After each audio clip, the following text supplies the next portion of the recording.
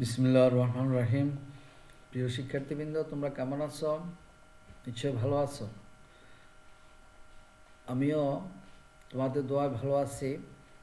তো আজকে আমরা একাদশ ও দ্বাদশ শ্রেণীর তথ্য যোগাযোগ প্রযুক্তি বইয়ের পঞ্চম অধ্যায় প্রোগ্রামিং ল্যাঙ্গুয়েজ সম্পর্কে আলোচনা করব। আশা করি তোমরা এতক্ষণে বই খাতা কলম নিয়ে বসে গেছ এবং মনোযোগ সহকারে ক্লাসটা দেখবে এবং শুনবে, তাহলে তোমাদের উপকারে আসবে আশা করি। আর এখন আমরা আমাদের ক্লাসের দিকে আমি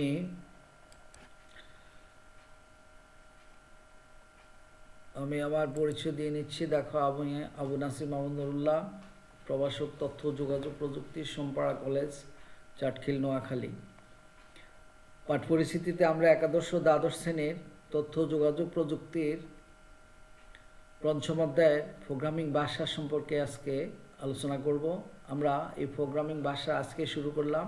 আশা করি ধারাবাহিকভাবে আমরা এই পঞ্চম অধ্যায়ের ক্লাসগুলো করব। প্রোগ্রামিং ভাষা এটা খুব মনোযোগ সহকারে তোমাদের দেখতে হবে, তা না হলে প্রোগ্রামিং বুঝতে পারবে না। তাহলে প্রথমে আমরা on computers and smartphones has some sort of code behind it telling it what to do. But have you ever thought about how this code gets written? There are thousands of different languages in the world around us, and in the digital world, things aren't so different. There are also tons of different programming languages making up the code that powers much of our technology. A programming language is made up of specific terms and directions that are used to create some kind of output, such as websites, apps, basically any kind of software.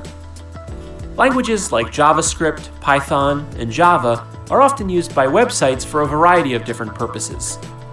C++ is used just about everywhere to make things like desktop apps, games, and more.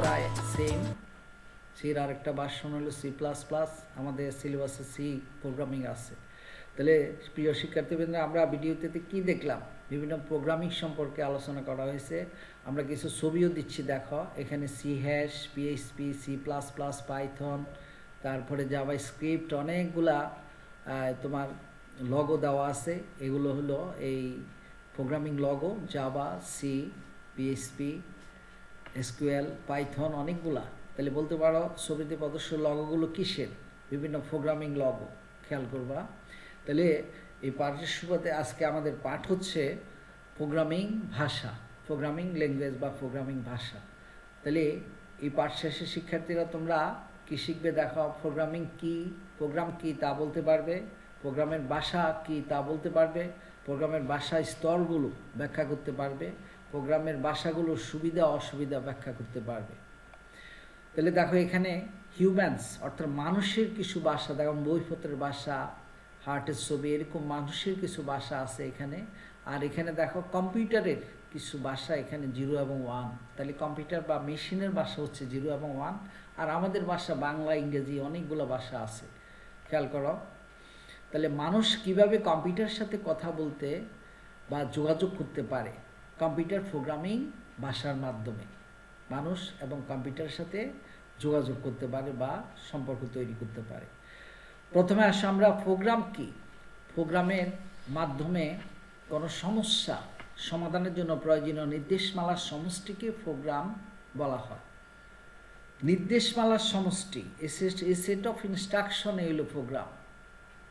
তাহলে এরপরে দেখো programming কি। আগেরটা ছিল programme, আর এটা হলো programming কি। Programme রচনার পদ্ধতি বা কৌশলকে প্রোগ্রাম পদ্ধতি বা প্রোগ্রামিং বলা হয়। অন্য কথায় আমি আরেকভাবে যদি বলতে চাই, সেটা হচ্ছে কোনো সমস্যা অল্প সময়ে এবং সহজে সমাধানের উদ্দেশ্যে সম্পাদনের অনুক্রমে নির্দেশাবলী সাজানোর কৌশলকে প্রোগ্রামিং বলা হয়। এরপরে আসো প্রোগ্রামিং। এরপরে প্রোগ্রামার কে বা কারা?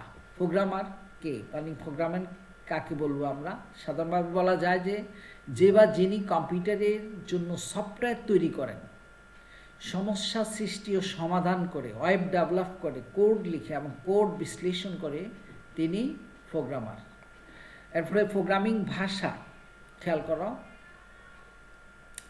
কম্পিউটারের মাধ্যমে কোনো সমস্যা সমাধান তথা প্রোগ্রাম রচনার জন্য ব্যবহৃত শব্দ, বর্ণ, অঙ্ক, চিহ্ন প্রভৃতির সমন্বয়ে গঠিত রীতিনীতিকে প্রোগ্রামিং ভাষা বা প্রোগ্রামিং ল্যাঙ্গুয়েজ বলা হয়। আমি আবার বলতেছি, দেখো, কম্পিউটারের মাধ্যমে কোনো সমস্যার সমাধান তথা প্রোগ্রাম রচনার জন্য ব্যবহৃত শব্দ, বর্ণ, অক্ষর, অঙ্ক, চিহ্ন প্রভৃতির সমন্বয়ে গঠিত রীতিনীতিকে প্রোগ্রামিং ভাষা বা প্রোগ্রামিং ল্যাঙ্গুয়েজ বলা হয়। প্রোগ্রামিং ভাষার প্রকারভেদ। প্রোগ্রামিং ল্যাঙ্গুয়েজ 3 প্রকার। একটা হলো মেশিন লেভেল ল্যাঙ্গুয়েজ, মেশিন ভাষা। আরেকটা হলো অ্যাসেম্বলি ভাষা বা অ্যাসেম্বলি ল্যাঙ্গুয়েজ। আরেকটা হলো হাই লেভেল ল্যাঙ্গুয়েজ। আরেকটা হচ্ছে কি হাই লেভেল ল্যাঙ্গুয়েজ। তাহলে প্রোগ্রামিং ল্যাঙ্গুয়েজটা কত প্রকার? 3 প্রকার। মেশিন ল্যাঙ্গুয়েজ বা machine level language, assembly language, high level language. তাহলে প্রথমে দেখো প্রোগ্রামিং ভাষার মধ্যে তুলনা। প্রথমে এটা দেখো, ইংরেজি ভাষা দিয়ে আমরা লেখা একটা প্রোগ্রাম, এটাকে বলা হয় হাই লেভেল ল্যাঙ্গুয়েজ, উচ্চ স্তরের ভাষা। হাই লেভেল ল্যাঙ্গুয়েজ যেটা ইংরেজি ভাষা দিয়ে আমরা লিখি, সেটাকে হাই লেভেল ল্যাঙ্গুয়েজ বলা হয়। আরেকটা আছে, দেখো, কিছু সংকেত দিয়ে লোড, মাল, MUL, ডিভ, রেড, এগুলা এই সংকেত দিয়ে যে প্রোগ্রামটা তৈরি করা হয় সেটাকে বলা হবে অ্যাসেম্বলি ভাষা, সাংকেতিক ভাষা। এরপরে নিচেরটাতে দেখো কিছু 0 এবং 1 দিয়ে একটা প্রোগ্রাম লেখা, এটা হলো মেশিন ভাষা। তাহলে উচ্চ স্তরের ভাষা মানে high level language, assembly language, আর একটা হলো মেশিন ল্যাঙ্গুয়েজ। তাহলে একটু খেয়াল করো, high level language basic, Java, Fortran. তাহলে লো লেভেল ল্যাঙ্গুয়েজ এটাকে অনুবাদ করতে হয় অ্যাসেম্বলার দ্বারা। লো লেভেল ল্যাঙ্গুয়েজকে অ্যাসেম্বলার দ্বারা মেশিন ল্যাঙ্গুয়েজে রূপান্তর করতে হয়। এরপরে হাই লেভেল ল্যাঙ্গুয়েজকে কম্পাইলার দ্বারা বা ইন্টারপ্রেটার দ্বারা অনুবাদ করতে হয় বা ট্রান্সলেট করতে হয়। ট্রান্সলেট করে এটাকে মেশিন ভাষায় রূপান্তর করতে হয়, তাহলে কম্পিউটার বুঝতে পারে যে আমরা কী লিখছি। এরপরে এটাকে হার্ডওয়্যার তার নিজস্ব ভাষায় রূপান্তর করে নেয়। মেশিন ভাষা দেখো, মেশিন ভাষায় প্রোগ্রাম লিখতে হলে অনেক কিছু লিখতে হয় এবং এটাতে ভুলভ্রান্তি হওয়ার সম্ভাবনা থাকে। এরকম যেমন 2 + 2 4 = 4, এই 4 লিখতে হলে এত বড় একটা প্রোগ্রাম লিখতে হবে, মানে বড় অনেক কিছু লিখতে হয়। এই মেশিন ভাষায় প্রোগ্রাম লেখা খুবই কষ্টকর, সময় সাপেক্ষ ব্যাপার, ভুল হওয়ার সম্ভাবনা খুব বেশি থাকে মেশিন ভাষার প্রোগ্রাম। তাহলে মেশিন ভাষা দেখো, কম্পিউটারের নিজস্ব ভাষা হচ্ছে মেশিন ভাষা, নিজস্ব ভাষা মেশিন ভাষা। এটি কম্পিউটারের মৌলিক ভাষা। বেসিক ল্যাঙ্গুয়েজ হচ্ছে কম্পিউটারের তার নিজস্ব ভাষা, সেটা হচ্ছে 0 এবং 1। এই ভাষায় শুধুমাত্র 0 এবং 1 ব্যবহার করা হয় বলে এই ভাষায় দেওয়া কোনো নির্দেশ কম্পিউটার সরাসরি বুঝতে পারে। এর সাহায্যে সরাসরি কম্পিউটারের সাথে যোগাযোগ করা যায়। এই মেশিন ভাষার সাহায্যেই কম্পিউটারের সাথে একদম সরাসরি ডাইরেক্ট যোগাযোগ করা যায় বা কমিউনিকেশন করা যায়। মেশিন ভাষায় যেসব নির্দেশ দেওয়া হয় তাদের 4 ভাগে ভাগ করা যায়। অর্থাৎ মেশিন ল্যাঙ্গুয়েজকে যে কমান্ড দেওয়া হয়, কমান্ডটাকে 4 ভাগে ভাগ করা হয়। একটা হলো অ্যারিথমেটিক্যাল কমান্ড, সেটা হলো যেমন যোগ, বিয়োগ, গুণ করা, ভাগ করা, এগুলো হলো অ্যারিথমেটিক্যাল কমান্ড। এরপরে কন্ট্রোল, নিয়ন্ত্রণ, সেটা হলো লোড করো, স্টোর করো, জাম্প, এগুলো হলো নিয়ন্ত্রণ নির্দেশ বা কমান্ড।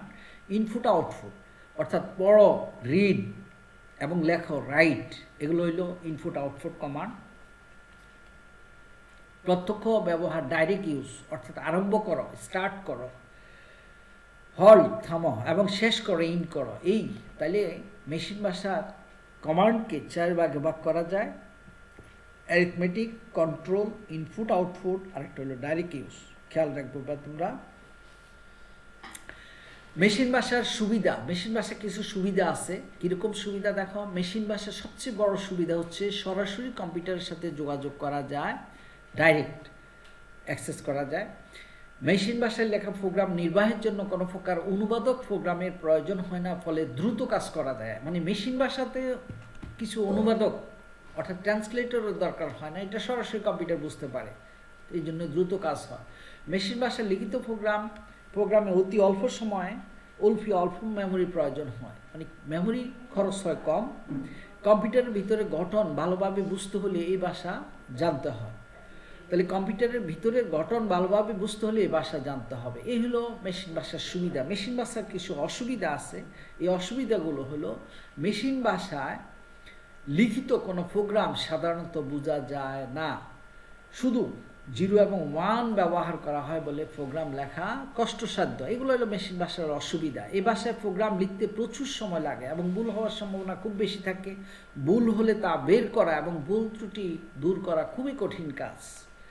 এ ভাষার সবচেয়ে বড় অসুবিধা হচ্ছে এক ধরনের কম্পিউটারের জন্য লিখিত প্রোগ্রাম অন্য ধরনের কম্পিউটারে ব্যবহার করা যায় না। এটা একটা সবচেয়ে বেশি অসুবিধা।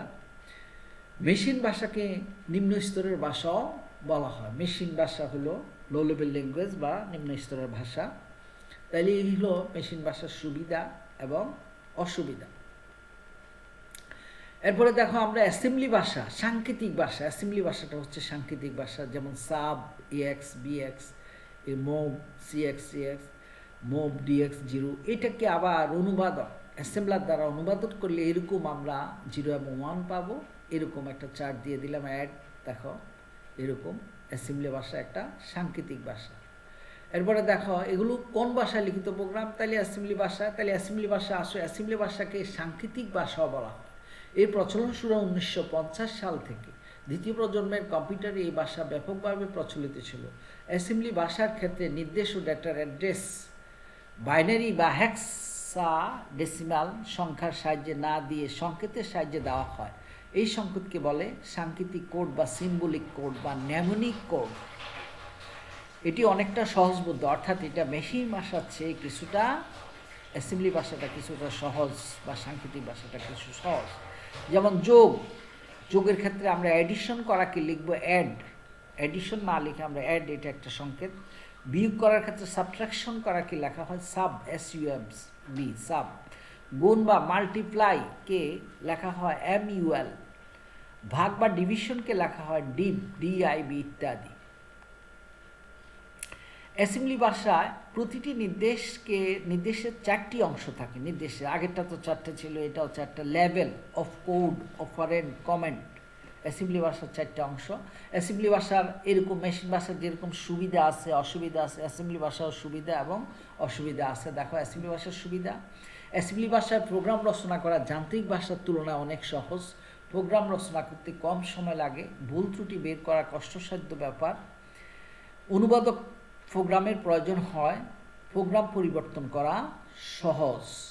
এটা হলো অ্যাসেম্বলি ভাষার সুবিধা। অ্যাসেম্বলি ভাষার কিছু অসুবিধা আছে, যেরকম প্রোগ্রাম রচনার সময় প্রোগ্রামকে মেশিন সম্পর্কে ধারণা থাকতে হয়। ভিন্ন ভিন্ন মেশিনে ভিন্ন ভিন্ন অ্যাসেম্বলি ভাষা ব্যবহার করতে হয়। ইহা যন্ত্র নির্ভর একটি ভাষা। তাহলে এই হলো অ্যাসেম্বলি ভাষার অসুবিধা। এরপর আসো উচ্চস্তরের ভাষা, হাই লেভেল ল্যাঙ্গুয়েজ। উচ্চস্তরের ভাষা বা হাই লেভেল ল্যাঙ্গুয়েজ ভাষার সাথে মানুষের ভাষা যেমন ইংরেজি মিল আছে।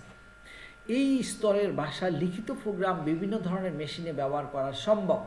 অর্থাৎ আগের যে অ্যাসেম্বলি ভাষা বা মেশিন ভাষা এক ধরনের মেশিনের জন্য লিখিত প্রোগ্রাম অন্যটাতে ব্যবহার করা যেত না, কিন্তু হাই লেভেল ভাষাটা এক ধরনের মেশিনের জন্য তৈরি প্রোগ্রাম অন্য মেশিনেও ব্যবহার করা যায়। অর্থাৎ এই প্রোগ্রাম ভাষা কম্পিউটারের সংগঠনের নিয়ন্ত্রণের ঊর্ধ্বে।